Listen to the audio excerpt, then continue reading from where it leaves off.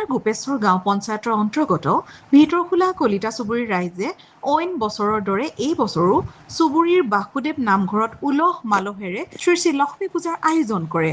ৰাতিপুৱাৰে পৰা পতাকা উত্তোলন কাৰ্যসূচীৰ লগতে হিয়াৰ আমঠু জুবিন গাৰ্গক শ্ৰদ্ধাঞ্জলি জনায় আৰু ৰাতি আয়তীসকলে লক্ষ্মী মাৰ ওচৰত নাম প্ৰসংগ কৰাৰ লগতে ভোজ ভাতৰো আয়োজন কৰে। ব্যুৰ ৰিপৰ্ট বাইহাটালাই। শ্ৰী শ্ৰী লক্ষ্মী দেৱীৰ পূজাখন আমাৰ দেউতাহঁতে আটা কৰিছিলে, তাৰে পিছত এতিয়া আমি কৰি আছোঁ। 39 চনৰ পৰা কৰা গৈছে। 39 চনৰ পৰা পূজা কৰে মানে আমাৰ কিবা এটা পৰম্পৰা নিয়মটোৰ কাৰণে কৰিছোঁ। ৰাতিপুৱাৰ পৰা আমাৰ এই লক্ষীৰ পতাকা উত্তোলন, তাৰপিছত আৰু জুবিন গাৰ্গৰ এই শ্ৰদ্ধাঞ্জলি আছিলে, বৃক্ষৰোপণ আছিলে।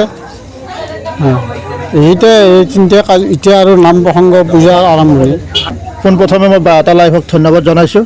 আমাৰ ভিতৰখোলা কলিতা চুবুৰী সমূহ ৰাইজে লগ লাগি লক্ষ্মী পূজা আয়োজন কৰিছোঁ। 1939 চনৰ পৰাই আত্মীয়তাৰ দিনৰ পৰা আমি বৰ্তমান কৰি আছোঁ।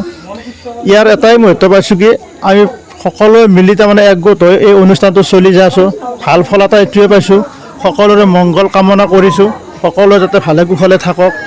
আমাৰ এইটো পাইকানা চকৰ মদন কামদেৱ যোৱা ৰাস্তা, এই ৰাস্তাৰ কাষতে শ্ৰী শ্ৰী বাসুদেৱ নামঘৰ আছে। 1939 চনতে স্থাপিত কৰিছিল, আমিতো জন্ম পোৱাই নাই।